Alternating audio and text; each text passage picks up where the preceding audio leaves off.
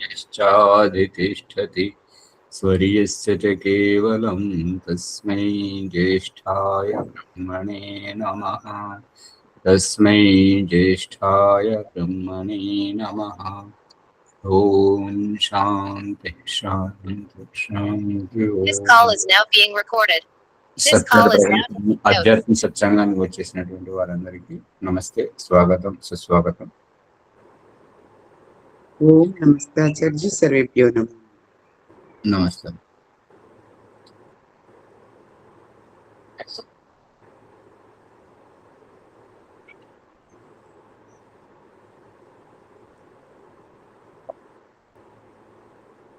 సత్యార్థ ప్రకాశం దశమ సంలాసం 225వ పుటలో చూడండి.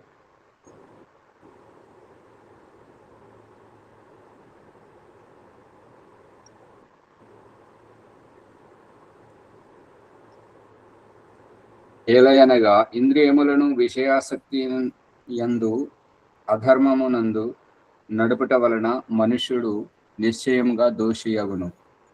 మరియు వానిని జయించి ధర్మమునందు నడుపునప్పుడే అభీష్ట సిద్ధిని పొందును. ఇంద్రియములను విషయాసక్తి యందు అంటే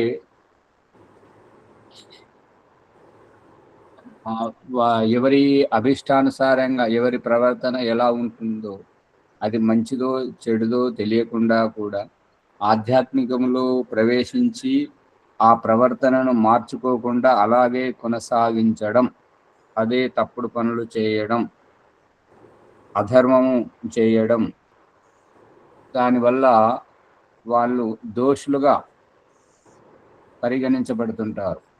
అందు గురించి ఆ దోషము పోవాలి అని అంటే మన ప్రవర్తనను మార్చుకోవాలి అనేది సారం.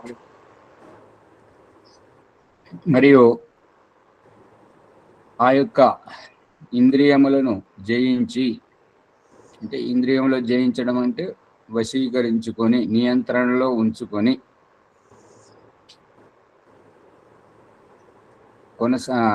నియంత్రణలో ఉంచుకొని ప్రవర్తన మార్చుకున్నప్పుడు అభీష్ట సిద్ధిని పొందగలుగుతారు. అంటే ఇంద్రియాలను సక్రమంగా నడుపునప్పుడే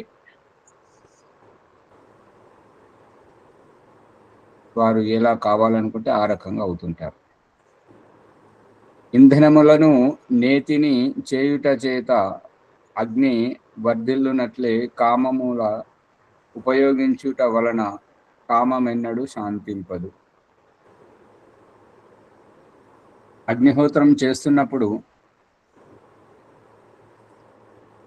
మంట చల్లారుతుండగా సమిధలు వేసినప్పుడు, ఆ సమిధల మీద నెయ్యి వేస్తున్నప్పుడు ఆ మంట సన్నగిల్లకపోగా అంటే తగ్గిపోగా ఇంకా ఎక్కువ అవుతుంటుంది.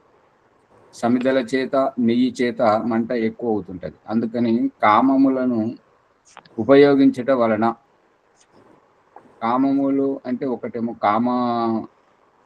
కామవాసన అంటే శారీరక ఆకర్షణ, మరి కామము అంటే కోరిక. ఈ రెండు రకాలుగా ఉంటుంటుంది. కోరికలను తగ్గించుకోవాలి, కామమును తగ్గించుకోవాలి. భగవంతుడు చూపిస్తున్న దృష్టాంతం ఏంటంటే,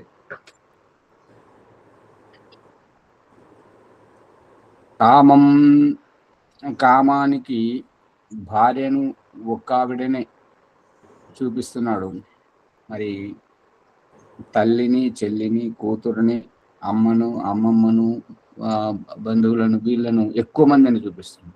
అంటే నీవు కామము తగ్గించుకోవాలి, సాధ్యమైనంత వరకు నీ నియంత్రణలో ఉంచుకోవాలనేది సందేశం దీని ద్వారా.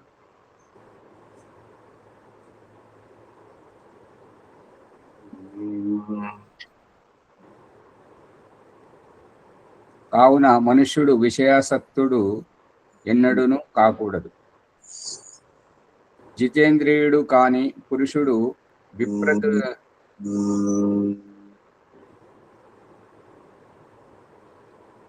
జితేంద్రియుడు కాని పురుషుని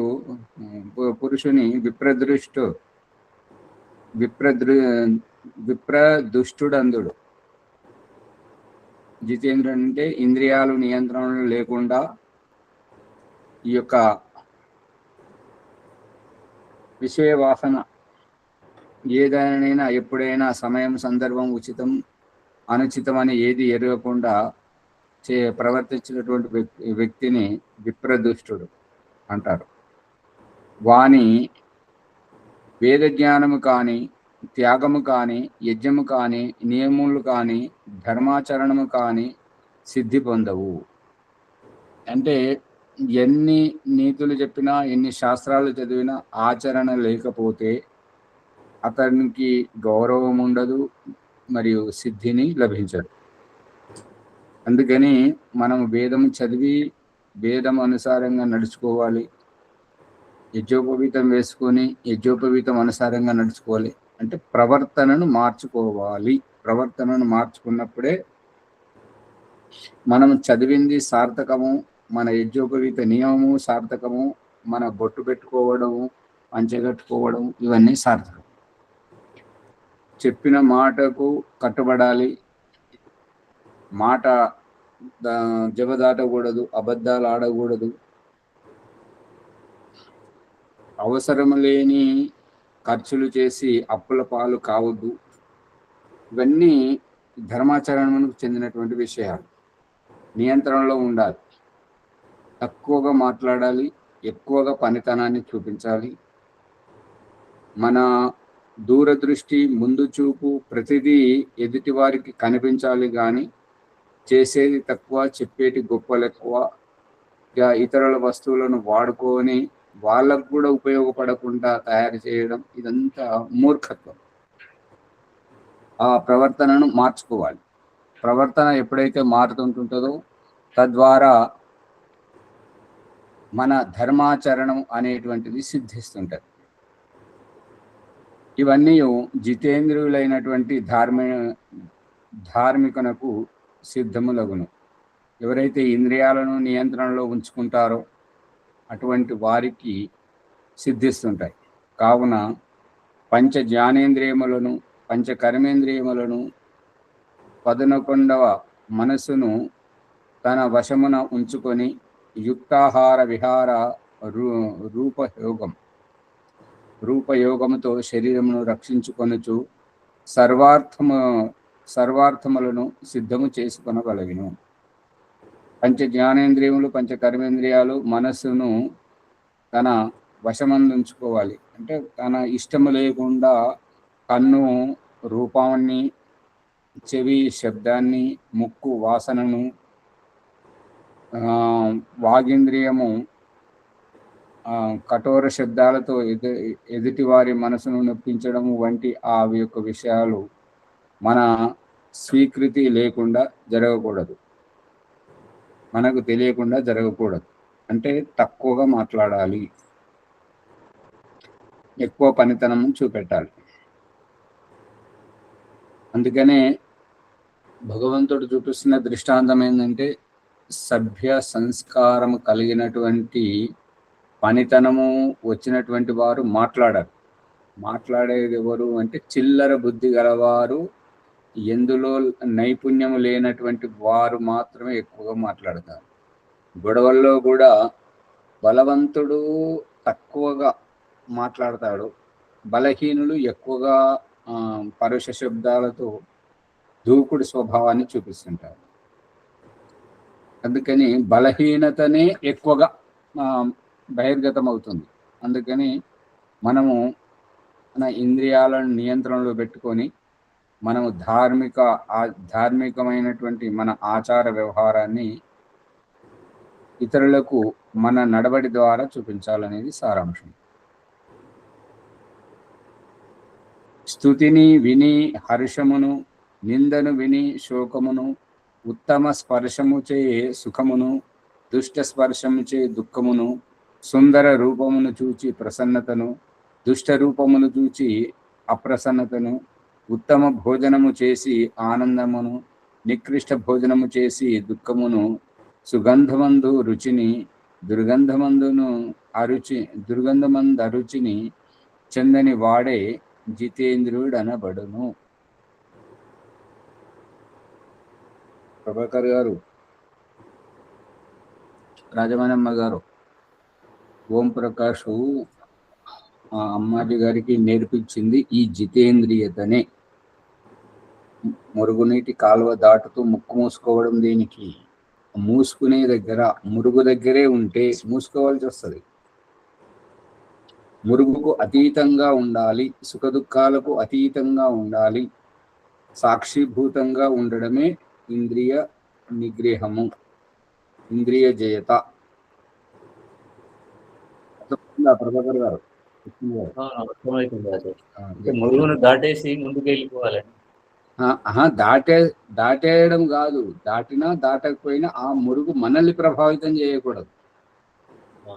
ఆ మురుగుతోటి మనం ప్రభావితం కాకూడదు. ప్రభావితమయ్యేటువంటి వారు మురుగుతోటి కానీ, సువాసనతోటి కానీ, సుఖముతోటి కానీ, దుఃఖముతోటి కానీ ప్రభావితమయ్యేటువంటి వాళ్ళు భోగ ప్రవృత్తులు, పదార్థ భోగము పట్ల ఆసక్తి కనబర్చేవారు. ఎవరైతే దానితో ప్రభావితం కాకుండా ఉంటుంటారో, ఆ పరిస్థితిని పట్టించుకోకుండా ఉంటుంటారో వారు జితేంద్రియులు, వారు ఇంద్రియ నిగ్రహం గలవారు, వారు ఇంద్రియాలను జయిస్తున్నటువంటి వారు, వారు స్వాత్మ భావంతో, స్వామి భావంతో ఇంద్రియాలకు స్వామిగా ఉంటారు. ఎవరైతే భోగభావంలో ఉన్నారో వారు ఇంద్రియాలకు దాసులుగా, బానిసలుగా ఉన్నారని అభిప్రాయం. ఆచార్య గారు ఇక్కడ నికృష్ట భోజనం అంటున్నారు ఆచార్య గారు. మరి నికృష్ట భోజనం అంటే ఆచార్య గారు, నికృష్ట భోజనం అంటే భోజనంలో స్నిగ్ధత లేకపోవడం. అంటే పాల పదార్థాలు కలిగినటువంటి నెయ్యి లాంటివి కానీ, మరియు ఇంకా నికృష్ట భోజనం అంటే ఈ నిల్వ ఉంచినటువంటివి నెలల తరబడి నిల్వ ఉంచి, ఈ యొక్క చిప్స్ అనుకోండి, పచ్చళ్ళు అనుకోండి, దాంట్లో ఆ నిల్వ ఉండడానికి, పాడు కాకపోవడానికి కారణం ఊర్లలో పెట్టేటి అంటే ఏమో ఊరేస్తుంటారు, అదే కంపెనీలు చేసే దాంట్లో యాసిడ్ పోస్తుంటారు. ఆ యాసిడ్ వల్ల అవి నిల్వ ఉంటుంటాయి, పాడు కావు. ఆ యాసిడ్ మన శరీరంలోకి వచ్చినప్పుడు చాలా హాని చేస్తుంటాయి. అందుగురించి నిలువ వస్తువులను తీసుకోకూడదు. ఆచార్జీ, చెప్పండి. ఈ నిల్వ చేసే వస్తువులు, ఆహార పదార్థాల పైన ఫార్మాలిన్ అని కలుపుతారు. ఫార్మాలిన్ అంటే మార్చిలో శవాలని కుళ్ళిపోకుండా వేస్తారు చూడండి, పౌడర్. ఆ పౌడర్ కలుపుతారు దాంట్లో. అది నాకు తెలియదు విషయం. యాసిడ్ అనేది నేను చూశాను, చెప్పారు, ప్రయోగశాలలో కూడా టెస్ట్లో వచ్చింది. కాబట్టి అది ఫార్మాలిన్ కలిపే, అది కలిపితే దాదాపు ఒక 6 నెలల వరకు నిల్వ ఉంటుంది.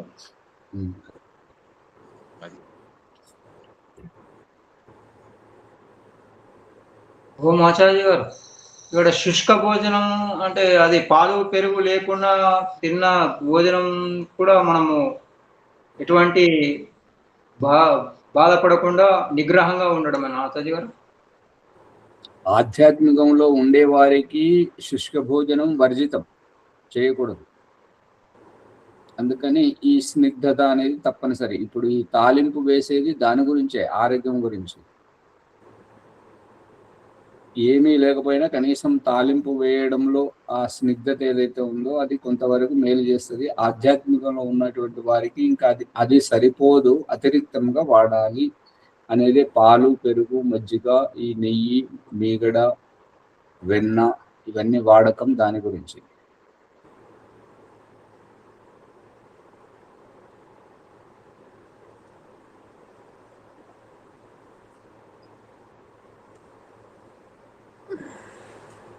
ఓం ఆచార్య గారు, ఇంకొక చిన్న సంశయం ఆచార్య గారు. నిల్వ ఉంచిన భోజనం అంటే మరి కొందరు మనకు రాత్రి చద్దన్నము పెరుగు వేసి అది చద్దన్నం లాగా ఉదయం తింటుంటారు కదా ఆచార్య, అది ఆరోగ్యానికి మంచిదే అంటారు. మరి అది నిల్వ ఉంచిన ఆహారమే కదా, దీన్ని ఎలా అర్థం చేసుకోవాలి ఆచార్య? ఆ వ్యక్తిని చూడండి, వారు ఆధ్యాత్మికంలో పురోగతి సాధించలేడు.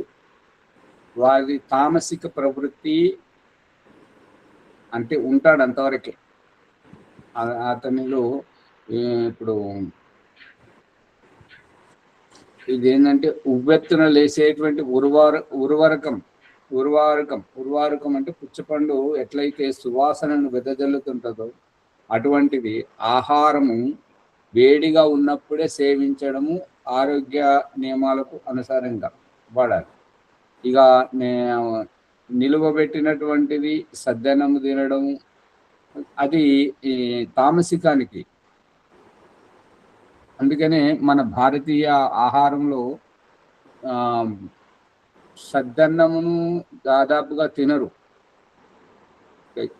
ఎవరైతే పేదవారు ఉంటారో వారికి అసలే లేదు కాబట్టి, వారికి ఆధ్యాత్మికము, పురోగతి, సాధన అవి ఏవి ఉండవు కాబట్టి, వారికి కేవలం పూట గడపడమే ఉద్దేశము కాబట్టి అటువంటి వారు తీసుకెళ్ళి వాళ్ళు సేవిస్తారు. అంతేగాని ఆధ్యాత్మికంలో ఉన్నటువంటి వారికి ఆహారంలో ఉండేటువంటి ఆ వేడితనం అనేటువంటిది ఊర్జ. ఇప్పుడు చల్లటి అన్నం తీసుకుంటే, సద్దన్నం తీసుకుంటే దాని బరువు అంతా ఈ జఠరాగ్ని మీద పడుతుంటది. ముందు ఆ ఆహారంను వేడి చేయాలి. ఆ వేడి చేసేటువంటి ప్రక్రియ. అందుకే అగ్నిహోత్రం చేసేటప్పుడు కూడా అగ్నిహోత్రంను గడ్డగట్టినటువంటి నెయ్యితోటి ఆహుతులు ఇయ్యొద్దని చెప్తుంటాడు. ఇప్పుడు 3 సమిధాదానం చేసేటప్పుడు నేతిలో ముంచి పెట్టడం ఒకటి, చెంచాతో ఆహుతి ఇవ్వడం ఇంకొకటి. నేతిలో ముంచి పెట్టేటప్పుడు ఆ సమిధాదానం చేసేటప్పుడు సమిధకు నెయ్యి పట్టుకోవాలి కాబట్టి ముద్దగా ఉంటుంది. ఇక చెంచాతో ఆహుతి ఇచ్చేటప్పుడు ఆ ముద్దగా గడ్డగట్టినటువంటి నెయ్యిని చెంచాతోటి ఆహుతి వేస్తే అప్పుడప్పుడే రాజుకుంటున్నటువంటి అగ్ని ఈ యొక్క గడ్డగట్టినటువంటి నెయ్యిని ముందు కరిగించాలి. ఆ తర్వాత ఆ యొక్క స్నిగ్ధతోటి సమిధలు తడవాలి. తడిసినటువంటి సమిధల యొక్క సంయోగంలో ఉన్నటువంటి అగ్ని అప్పుడు రగులుకోవాలి. అంత సమయం పడుతుంది. అందుకే వేదమంత్రంలో ఏమని చెప్తుందంటే ఘృతం తీవ్రం జుహోతన. ఘృతం తీవ్రం అంటే వేడిగా సరళమైనటువంటిది, వేడి చేసి ఆహుతి ఇవ్వాలని రహస్యం. అందుకని ఇప్పుడు మనం తినేటువంటి అన్నం వేడివేడిగా అంటే మరీ వేడివేడిగా తిన్నారనుకోండి, చేతులు కాలేటట్టు, మూతి కాలేటట్టు తింటే ఏమవుతుందంటే వీర్యము పలుచనైపోయి, ధాతు పలుచనైపోయి వారి శరీరం బలిష్టంగా ఉండదు. దారోష్ణంగా గోరువెచ్చగా ఉమ్మగిలిన తర్వాత తినాలి. ఉమ్మగిలిన తర్వాత తింటే ఏమైందంటే అన్నం మెతుకు అనేటువంటిది పూర్తిగా విప్పుకుంటుంటది. దానిని చల్లారక ముందు తినాలి. అది ఉద్దేశం. ఈ చల్లారక ముందు తినేటువంటిది గోరువెచ్చటి తనం అనేటువంటిది మన శరీరం యొక్క ఉష్ణోగ్రతకు అనుకూలంగా ఉంటుంటుంది, తొందరగా ఉంటుంది. అంటే మనము దీపం ఆరిపోయే కంటే ముందు టిమ్ అని చివరి క్షణాల్లో ఉన్నప్పుడు మనము మళ్ళీ నెయ్యి కానీ నూనె కానీ పోసినప్పుడు అది మళ్ళీ నిరంతరంగా ఎట్లయితే వెలగడానికి ప్రయత్నం చేస్తుంటారో అదే విధంగా ఈ యొక్క వేడిగా ఆహారం తీసుకోవడం వల్ల మన జీర్ణశక్తికి మనం సహకరించినటువంటి వాళ్ళు అవుతాం. ఈ చల్లటి సద్దన్నంతో దానికి ఎక్కువ శ్రమ పడుతుంది అంతే. ఓం ధన్యవాదాలు ఆచార్య.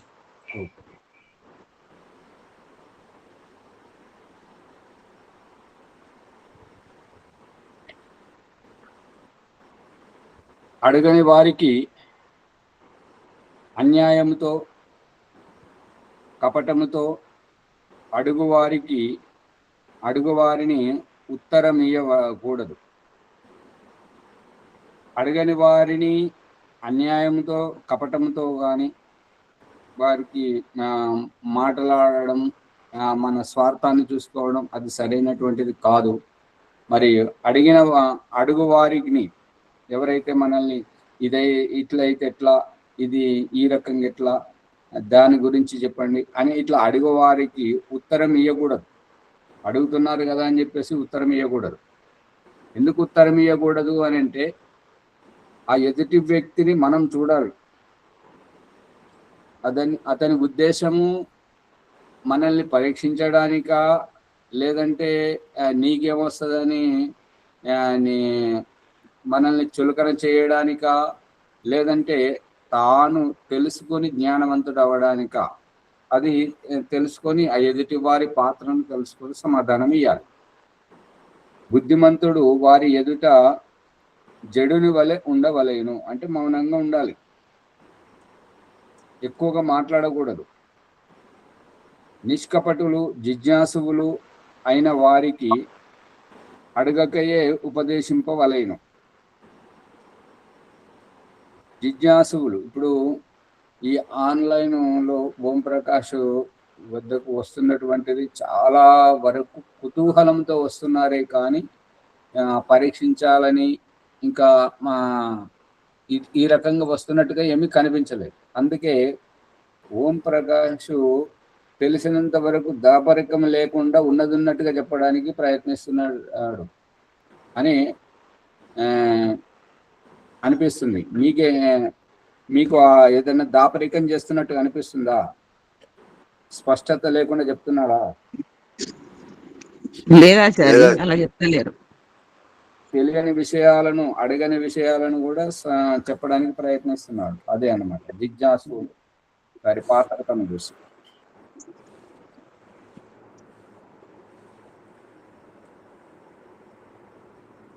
ఒకటి ధనము, రెండవది బంధువులు, కుటుంబము, కులము, మూడవది అవస్థ, నాలుగవది ఉత్తమ కర్మము, ఐదవది శ్రేష్ఠ విద్య అను ఈ యొక్క 5ను మాన్యస్థానములు. ధనము, బంధువులు, కుటుంబము, కులము, అవస్థ, ఉత్తమ కర్మం, ఈ శ్రేష్ఠ విద్య, ఈ 5 మాన్యస్థానములు. మాన్యం అంటే గౌరవ ప్రదం, గొప్పవి. ఈ అవస్థ అంటే ఆచార్య శారీరక స్థితి.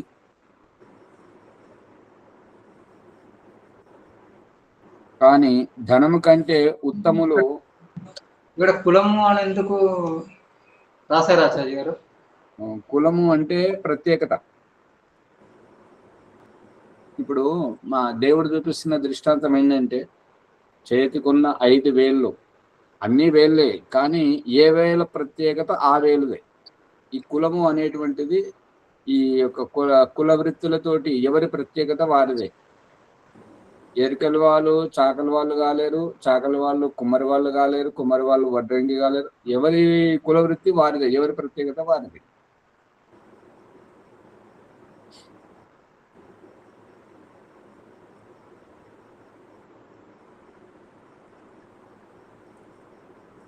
ధనము కంటే ఉత్తములు బంధువులు, బంధువుల కంటే అధికం అవస్థ, అవస్థ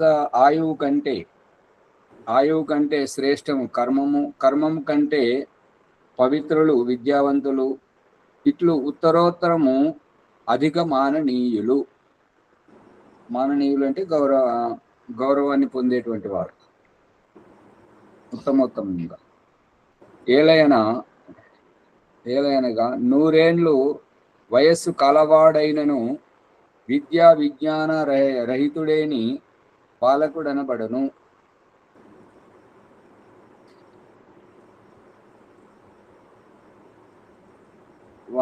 వందేళ్ళు నిండినా సరే ధనం కంటే బంధువులకు ప్రాధాన్యత అధికంగా ఉందా ఆచార్య?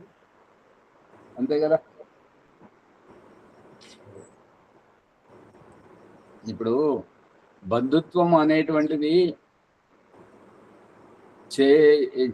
చేయి కలిస్తే, ఇప్పుడు చెప్తున్నాడు కదా, వేలుతో చేసే ప్రయోగము పిడికిలితో చేస్తే, వేలు పిడికిలి తేడా ఏమున్నది? వేలు ఒంటరిది, పిడికిలి సంఘటితం. ఒక తండ్రి చెప్తుంటాడు కదా, తన పిల్లలకు 4 కర్రలు తీసుకురమ్మని చెప్పేసి ఆ 4 కర్రలను ఒక దగ్గర చేసి పిల్లలను ఇరువమని చెప్తే వాళ్ళు ఇరవలేకపోతుంటారు. అదే ఒక్కొక్కటి చేస్తే తొందరగా విరిచేస్తుంటారు అన్నట్టుగా. సందేశం ఏంటంటే, ఒంటరిగా ఉంటే బలహీనపడతావు, ఇబ్బంది పడతావు. అదే ఐకమత్యంతో ఉంటే బలంగా ఉంటుంటారు, ఎంతో ఉన్నతంగా ఎదుగుతారు అని సందేశం. అందుకే బంధుత్వం. ధనము అది తన వ్యక్తిగత అహంకారం అనొచ్చు, ఇంకా ఏమైనా అనొచ్చు, సంపాదన.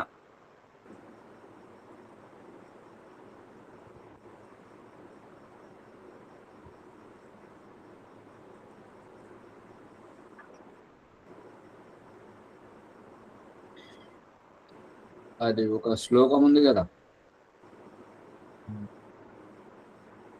మహాభారతంలో వస్తుంటది అన్నట్టుగా. ఏంటంటే బాలో గురు వృక్ష తటోర్మూలే, బాలో గురు వృద్ధ శిష్య వృక్ష తటోర్మూలే మౌనం తస్య వ్యాఖ్యానం చిన్నస్తు సర్వ సంశయా. బాలుడైనటువంటి గురువు, వెంట్రుకలు నెరిసినటువంటి పండు ముసలితనములో ఉన్నటువంటి శిష్యుడు ఊడలు దిగిన మర్రి కింద వారు విద్యా బోధన చేసుకునేటప్పుడు మౌనం తస్య వ్యాఖ్యానం, ఆ బాలుడుగా ఉన్నటువంటి గురువు మౌనంగా ఉన్నాడు. కానీ ఆ మౌనంలోనే వయోవృద్ధుడైనటువంటి పండు ముసలిలో ఉన్నటువంటి శిష్యుని యొక్క సంశయాలన్నీ తీరిపోతున్నాయి. ఇది రహస్యం. వయస్సు నిండడం వల్ల, ముసలావస్థ, వృద్ధావస్థ కారణంగా శరీరమే పెరిగింది కానీ బుద్ధి జ్ఞానం వికాసం కాలేదు అనేది అభిప్రాయం.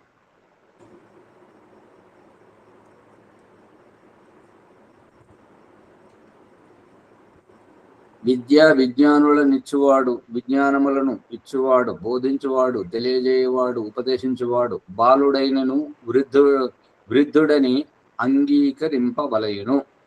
ఎందుకంటే జ్ఞానం ఇస్తున్నాడు కాబట్టి. అతడు జ్ఞానం ఇచ్చే అతను శరీరంతో పిల్లవాడిగా కనిపించినా మనకు తెలియని జ్ఞానాన్ని ఇచ్చి మనల్ని జ్ఞానవంతులు చేస్తున్నాడు కాబట్టి అతడు వృద్ధుడిగా, పెద్దవాడుగా, గొప్పవాడుగా ఉన్నాడని గుర్తించాలి.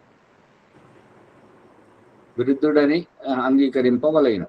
ఏలయనగా సర్వశాస్త్రములు ఆప్త విద్వాంసులు అజ్ఞానిని బాలకుడనియు జ్ఞానిని పిత అనియు అందురు. ఇప్పుడు వినేటువంటి వారు ఎంత వయోవృద్ధావస్థలో ఉన్నను వారు చిన్న పిల్లల లాంటి వారే. అంటే వారికి ఏమి తెలియదు కాబట్టి వారు వింటున్నారు. తెలిసినటువంటి వారు, తెలియజేసేటువంటి వారు చిన్న పిల్లల శరీరంలో ఉన్నా కూడా వారు మంచి ముందు చూపు కలిగినటువంటి జ్ఞానాన్ని చెప్తున్నారు, మనకు జ్ఞానోదయం కలిగిస్తున్నారు. కాబట్టి వాళ్ళను తండ్రి అని, ఈ వినేటువంటి వాళ్ళను బాలుడని అంటారు అని చెప్తున్నాడు మనస్మృతిలో. మిక్కిలి వయసు చెల్లుట చేత గాని, వెంట్రుకలు తెల్లబడుట చేత గాని, మిక్కిలి ధనము కలిగి ఉండుట చేత గాని, గొప్ప కుటుంబపు వాడగుట చేత గాని వృద్ధుడు కాడు. మిక్కిలి వయస్సు అంటే చాలా పెద్ద వయసు కలిగి ఉండడం వల్ల కానీ, మరియు వెంట్రుకలు తెల్లబడడం వల్ల కానీ, మిక్కిలి ధనము కలిగి ఉండుట చేత కానీ వృద్ధుడు, గొప్ప కుటుంబపు వాడగుట చేత వృద్ధుడు కాడు. మంచి కులంలో పుట్టిన ఎంతో గొప్పవాడైన వాళ్ళు వృద్ధుడు కాడు. కానీ మనలో విజ్ఞానమునందు అధికుడైన వాడే వృద్ధుడని ఋషులను మహాత్ములను నిశ్చయించి ఉన్నారు.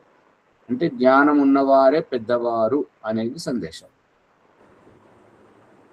బ్రాహ్మణుడు జ్ఞానము చేత, క్షత్రియుడు బలము చేత, వైశ్యుడు ధన ధాన్యముల చేత, శూద్రుడు జన్మము చేత, అధిక వయస్సు చేత వృద్ధుడు అనబడును.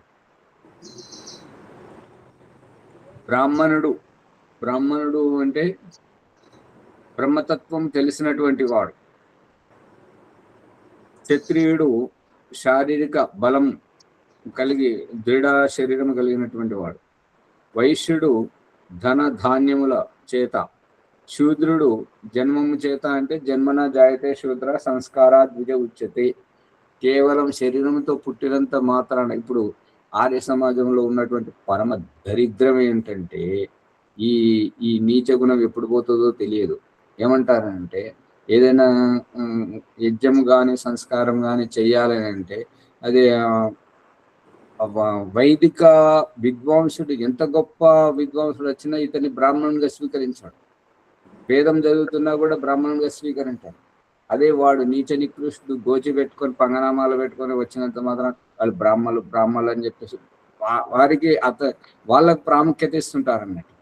ఎందుకంటే అతడు వేదమే చదివాడు, వేదం గురించి చెప్పాడు, మరి బ్రహ్మతత్వం గురించి చెప్పాడు.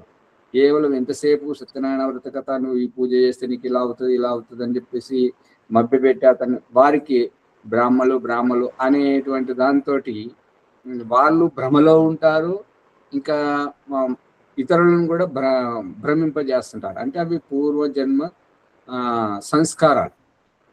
అందులో మునిగి అందులో తేలి అందులో ఉన్నటువంటి వారు సమాజం వారిని అలా అంటుంటుందని వీళ్ళు అంటుంటారు. ఇది ఎంతవరకు సత్యం?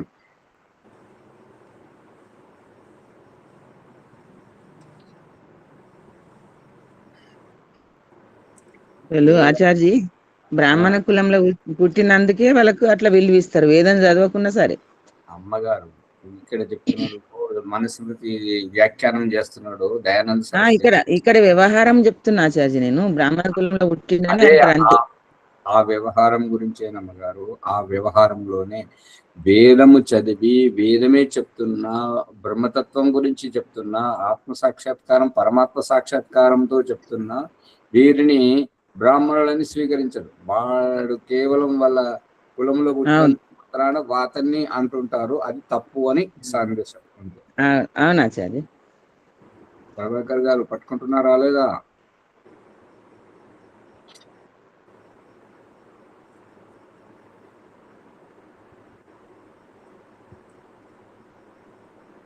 అంటే ఈ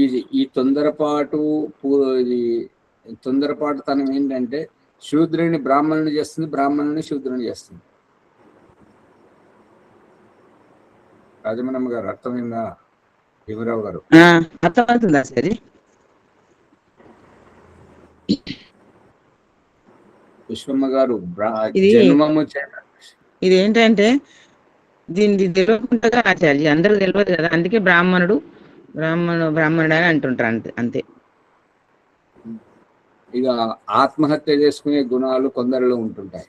ఇప్పుడు మన శ్రీనివాసాచారి గారు ఉన్నారు.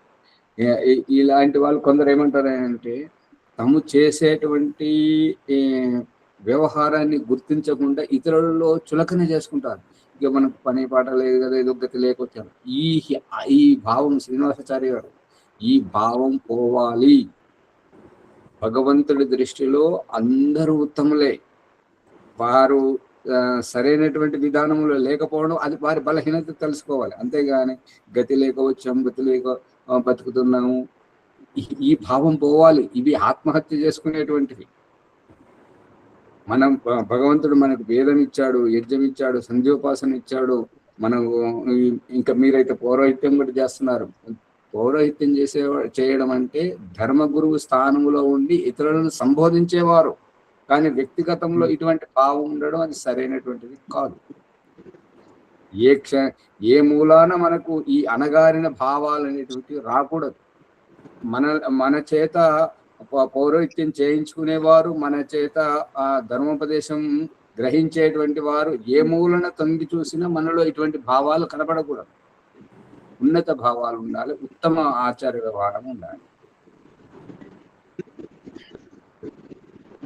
మనం అనుకోకూడదు, ఇతరులను ఆ రకంగా చులకన చేసి మాట్లాడకూడదు. ఇవన్నీ శూద్ర లక్షణాలు. విద్వాంసులు తల వెంట్రుకలు నెరిసిన ముసలివాణిని గొప్పవాడనరు. యువకుడైనను విద్య నేర్చిన వాణిని గొప్పవాడని భావించరు.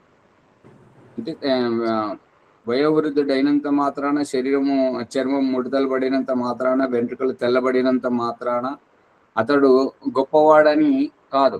ఎవరైతే మనకు కనువిప్పు కల్పిస్తుంటారో, మన జ్ఞానోదయం కలిగిస్తుంటారో, మనల్ని తప్పుదోవ పట్టకుండా మనల్ని హెచ్చరిస్తూ ఉంటారో, ఎప్పటికప్పుడు సవరిస్తూ ఉంటారో, వారు జ్ఞానవంతులు. విద్య చదువని మూఢుడు కొయ్యతో చేయబడిన ఏనుగు వలె, తోలుతో చేయబడిన మృగం వలె అగును. ఈ యొక్క విద్య చదవని వాడు ఎవరైనాను కానీ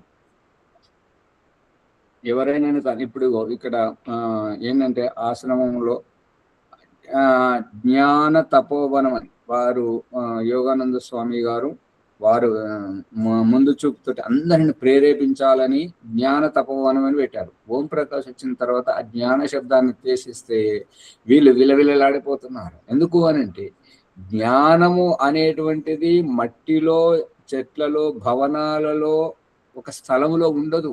మన బుద్ధిలో ఉండాలి, మన ప్రవర్తనలో ఉండాలి, మన వ్యవహారంతోటి ఆ రకంగా అనిపించాలి.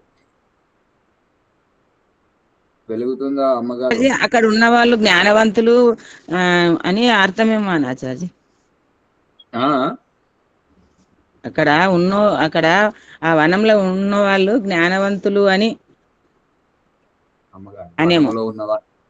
వనంలో ఉన్నవారంటే కోయ జాతి వాళ్ళు, కొండ జాతి వాళ్ళు, వాళ్ళైతే ఇంకా మనకంటే అది కాదా సరే, జ్ఞాన తపోవనం అంటారు కదా మీరు. అవును. అక్కడ ఉన్న వాళ్ళు జ్ఞానవంతులు అని వాళ్ళు ఉంటేనే దీనికి పేరు వచ్చిందేమో అనుకుంటున్నా. కాదు, వారు గురువు గారు పెట్టింది ఏంటంటే ఇక్కడికి జ్ఞానం కోసమే రావాలి, జ్ఞానమే పొందాలి, ఇక్కడ జ్ఞానం ఉంటుంటది కాబట్టి దీనిని జ్ఞాన తపోవనం అంటుంటారు. దీనికి ఒక పవిత్రత తీసుకురావడానికి ఆ పేరు పెట్టారు. అంటే ఇక్కడికి వచ్చేవారు స్వార్థ బుద్ధితోటి వచ్చి దీన్ని దుర్వినియోగం చేయకుండా జ్ఞాన తపోవనం అని చెప్పేసి దీని పవిత్రతను కాపాడడానికి నేను గ్రహించింది అయితే అంతవరకు.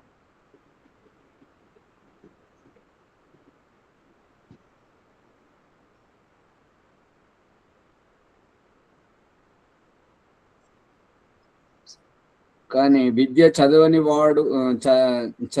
మూఢుడు కొయ్యతో చేసినటువంటి బొమ్మనే, కర్ర బొమ్మ, అది కీలు బొమ్మలు అంటుంటారు కదా, ఆ బొమ్మ తోలుతో చేయబడినటువంటి మృగం వలె అగుదురు.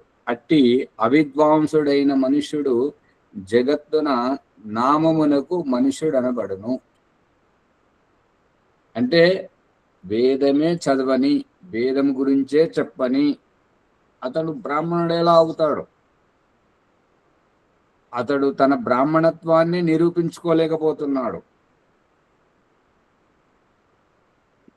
చండి ఎవరు ఎర్రవల్లిలో పూర్వ ముఖ్యమంత్రి కేసీఆర్ గారు అక్కడ దాన్ని ఆ భూమి స్థానాన్ని అది భూమి పూజ ఇట్లా చేయాలి అని అంటే తన పదవిలో రావడం గురించి బ్రాహ్మణులను పిలిపించి ఉత్తమోత్తమైనటువంటి యాగం చేయండి, యజ్ఞం చేయండి, డబ్బు ఎంతైనా ఖర్చు పెడదామని చెప్పేసి ఆయన చేస్తే చతుర్వేదములు ప్రజలకు చతుర్వేద పారాయణం కూడా చేశారంట. కానీ చతుర్వేద పారాయణంలో చతుర్వేద మంత్రాలు ప్రజలకు వినబడకుండా చండీ యాగం చేస్తూ చండీ యాగం దానికి స్పీకర్లు పెట్టి పెద్దగా అది చేశారు.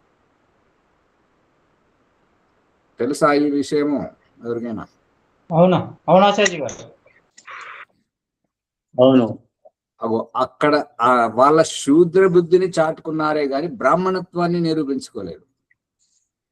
అది రహస్యం. అక్కడ చతుర్వేద పారాయణం అని ప్రకటన చేయలేదు అసలు. చేశారు. నమస్తే. అక్కడ మేకలు కూడా కోసి వాళ్ళే వండుకు తిన్నారంట. ఇక్కడ చేయలేదు అమ్మగారు, అది వేరే చోట. ఈ ఎర్రవల్లి గజ్వెల్లో కేసీఆర్ చేసిన దాంట్లో పశువులను కోసి ఆ యజ్ఞంలో ఆహుతి ఇవ్వలేదు, అది వేరే చోట. మొన్న విజయవాడలో జరిగింది కదా, దాంట్లో చేశారు. ఇప్పుడు యూట్యూబ్ లో వస్తున్నాయి, ఫేస్బుక్ లో వస్తున్నాయి, అవి అన్ని ఎంత దారుణంగా ఉన్నాయంటే వాటిని ప్రతిబంధం చేయాలి. అంటే ఇట్లా పశువులను కోసి యజ్ఞం లేచి రాజాజీ వాటి అవయవాలను ఆహుతిగా ఇస్తుంటారు. అవును.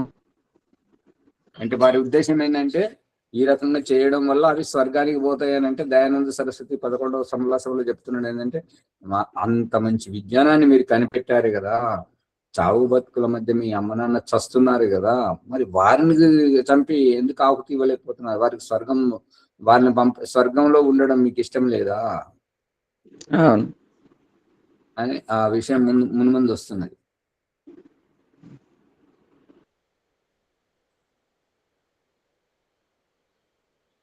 కాబట్టి విద్య చదివి విద్వాంసుడు ధర్మాత్ముడు అని నిర్వైరం అంటే వైరం లేకుండా, విరోధ భావము లేకుండా సమస్త ప్రాణుల కళ్యాణము ఉపదేశింపవలయను. ఉపదేశము చేయినప్పుడు వాణి మధురముగను కోమలముగను ఉండవలయను. ఇట్లు సత్యోపదేశంతో ధర్మవృద్ధిని అధర్మ నాశనం చేయు పురుషుడు ధన్యుడు. ఇంట్లో ఏమైనా సందేహం ఉందా ఎవరికైనా? లేదాచార్య గారు. సమయం అయిపోయింది కాబట్టి ముందుకు తీసుకెళ్ళండి వరలక్ష్మి గారు.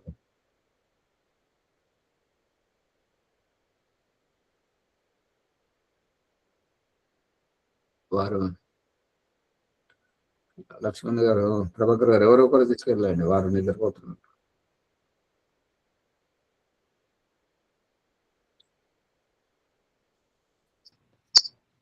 ఓం సర్వేభ్యో నమస్తే.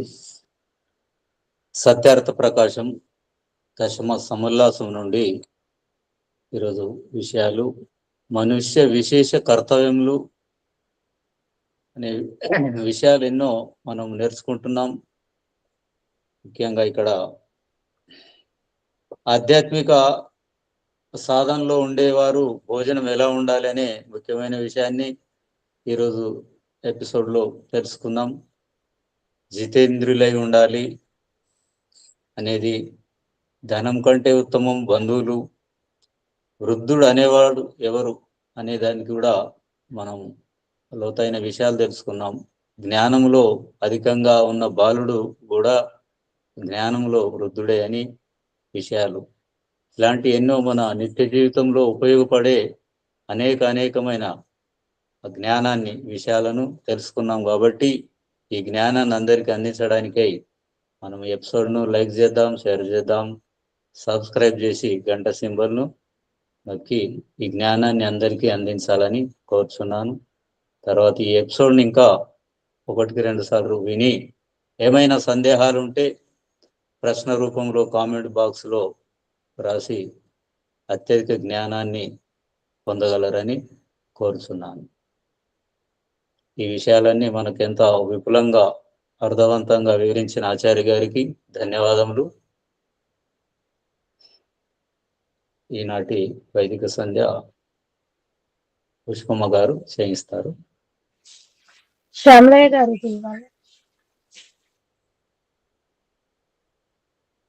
రెండో బ్యాచ్ వాళ్ళు లేరు కాబట్టి మనం ఎవరైనా తీసుకోవాల్సి వస్తుంది. ఇంకెవరైనా తీసుకోనండి వైదిక సంధ్య.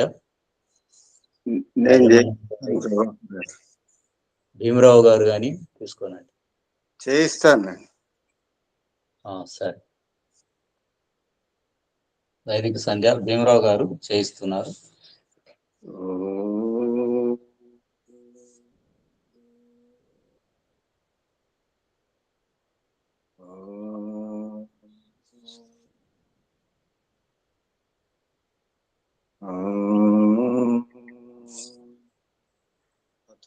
వైదిక సంధ్య బ్రహ్మ సాక్షాత్. ఓం అమృతోపస్తర నమసి స్వాహా. ఓం అమృతాభిధానమసి స్వాహా. ఓం సత్యం యశః శ్రీర్మే శ్రీః శ్రేతాం స్వాహా. ఓం శన్నో దేవీరభిష్టయ आपो भवन्तु पीते शय्योरभिस्रवन्तु नः. इंद्रिय स्पर्श.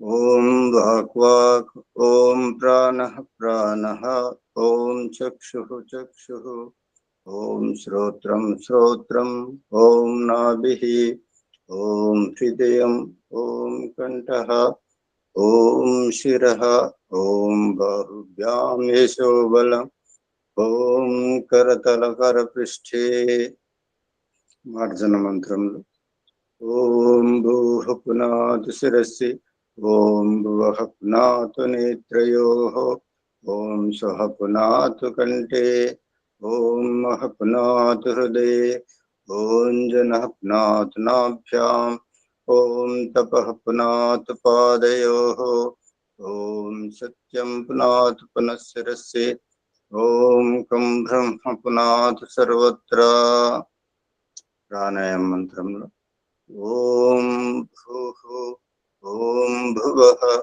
ॐ स्वः ॐ महः ॐ जनः ॐ तपः ॐ सत्यम् अगमर्शन प्रकरणम् ॐ ऋतं च सत्यं च अभिधात् तपसो द्यजायत ततो रात्रियजायत ततः समुद्रो अर्णवः समुद्राधर्णवाददे संवत्सरो अजायत अहोरात्राणि विद्वद्विश्वस्य मिष्टोऽसि सूर्याचन्द्रमसो धाता यथा पूर्वमकल्पयत् दिवं च पृथिवीं च अन्तरिक्षमतो स्वः पुनराचमनम् ॐ शन्नो देवीरभिष्टयापो भवन्तु पीते शय्योरभिस्रवन्तु नः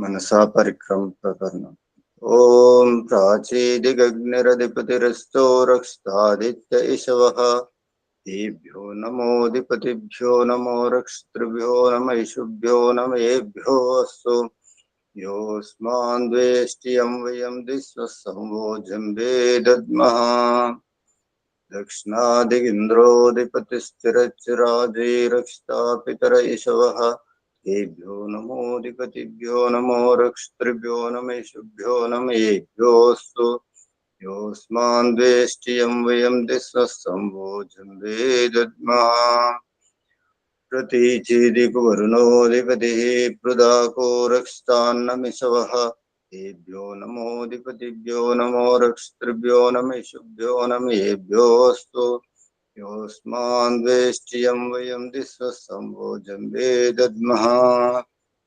उदीचीदिक्सोमोऽधिपतिः सुजो रक्षताशनिरिषवः तेभ्यो नमोऽधिपतिभ्यो नमो रक्षतृभ्यो नमेषुभ्यो नमेभ्योऽस्तु योऽस्मान् द्वेष्टियं वयं दिस्वसंवोजम्बे दद्मः ध्रुवादिक्विष्णुरधिपतिः कल्माषग्रीवो रक्षता विरुदैषवः तेभ्यो नमोऽधिपतिभ्यो नमो रक्षतृभ्यो नमेषुभ्यो नमेभ्योऽस्तु योऽस्मान् द्वेष्टियं वयं दिस्वसंवोजम्बे दद्मः ऊर्ध्वादिग्बृहस्पतिरधिपतिः क्षिप्रो रक्षता वर्षमिषवः तेभ्यो नमोऽधिपतिभ्यो नमो रक्षतृभ्यो नमेषुभ्यो नमेभ्योऽस्तु योऽस्मान् द्वेष्टियं वयं दिस्वसंवोजम्बे दद्मः उपस्थान प्रकरणम्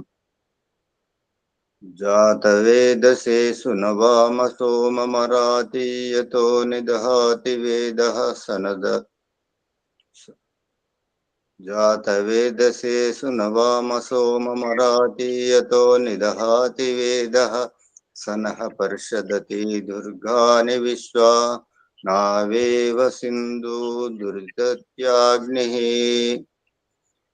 चित्रं देवानामुदगादनीकं चक्षुर्मित्रस्य वरुणस्याग्नेः आप्राध्यावा पृथिवी अन्तरिक्षम् सूर्य आत्मा जगतस्तस्तु षट्च उदुत्यं जातवेदसं देवं वहन्ति केतवः दृश्ये विश्वाय सूर्यम् उद्वयं तमसस्परिस्त्वः पश्यन्त उत्तरं देवं देवत्रा सूर्यमगन्मज्योतिरुत्तमम् प्रायश्चित्त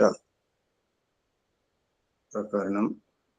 ओम तच्चक्षुर्देवहितं प्रोस्तात् शुक्रमुच्चरत् पश्येम शरदः शतं जीवेम शरदः शतं शृणुयाम शरदः शतं प्रभ्रवाम शरदः शतं आदेनाहस्याम शरदः शतं भूयश्च शरदः शतात्। ओम शन्नो देवीरभिष्टय आपो भवन्तु पीते शय्योरभिस्रवन्तु नः।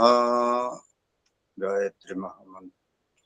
ओम भूर्भुवः स्वः तत्सवितुर्वरेण्यं भर्गो देवस्य धीमहि धियो यो नः प्रचोदयात्। ईश्वर दयानिते भवत् कृपयानेन जपोपासनादि कर्मणा धर्म अर्थ काम मोक्षाणां सद्यः सिद्धिर्भवेन्न। नमस्कार मंत्र। ओम नमः शंभवाय च मयो भवाय च नमः शंकराय च महेश्वराय च नमः शिवाय च शिवतराय च। ओम शन्नो देवीरभिष्टय आपो भवन्तु पीते शय्योरभिस्रवन्तु नः। इति संध्योपासना मंत्र। ओम नमస్తే आचार्य सर्वेभ्यो नमः। ధన్యవాదములు భీమరావు గారికి. శాంతి పాఠం. ఓం ద్యౌ శాంతి అంతరిక్షం శాంతి పృథివీ శాంతి అపశాంతి ఓషధయ శాంతి వనస్పతే శాంతి విశ్వే దేవా శాంతి బ్రహ్మ శాంతి సర్వం శాంతి శాంతిరేవ శాంతి సామా శాంతిరేధి. ఓం శాంతి శాంతి శాంతి. ఓం సర్వేభ్యో నమస్తే. ఆచార్యజీ నమస్తే. నమస్తే ఆచార్య మహోదయ. నమః సర్వేభ్యో. నమస్తే ఆచార్య.